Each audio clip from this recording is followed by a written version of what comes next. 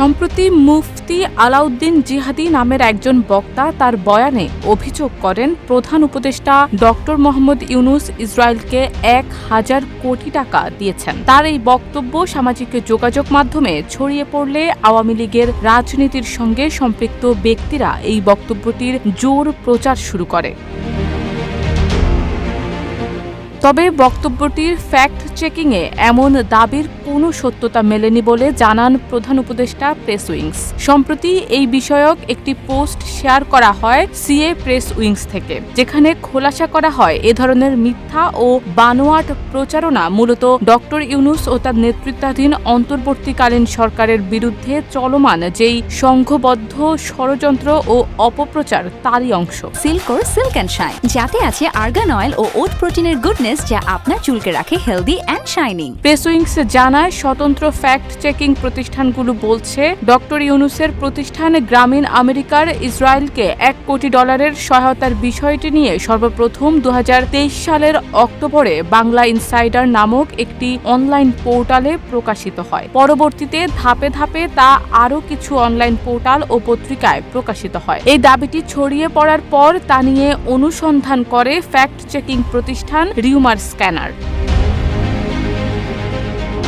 তাদের অনুসন্ধানে জানা যায় 2023 সালের অক্টোবরে যখন ফিলিস্তিনিদের মধ্যে হামলার ভয়াবহতা শুরু হয়, সেই সময়ই বাংলাদেশে প্রচার হতে শুরু করে ইসরায়েলকে 100 কোটি টাকা সহায়তা দিয়েছেন নোবেল বিজয়ী অর্থনীতিবিদ ডক্টর মোহাম্মদ ইউনূস। অনুসন্ধানে জানা যায় আওয়ামী লীগের প্রোপাগান্ডা সাইট হিসেবে পরিচিত অনলাইন সংবাদ মাধ্যম বাংলা ইনসাইডারের সে বছরের 13ই অক্টোবরের একটি প্রতিবেদন থেকে আলোচিত দাবিটি ছড়িয়ে পড়ে।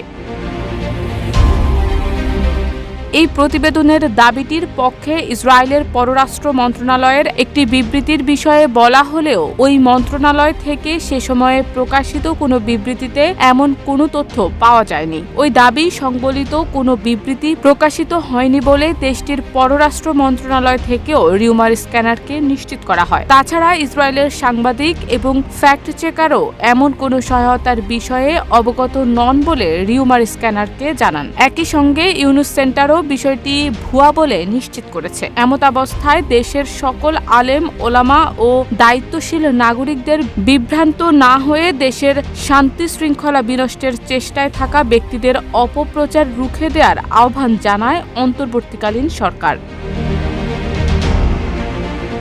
শারমিন নিশু, ঢাকা পোস্ট।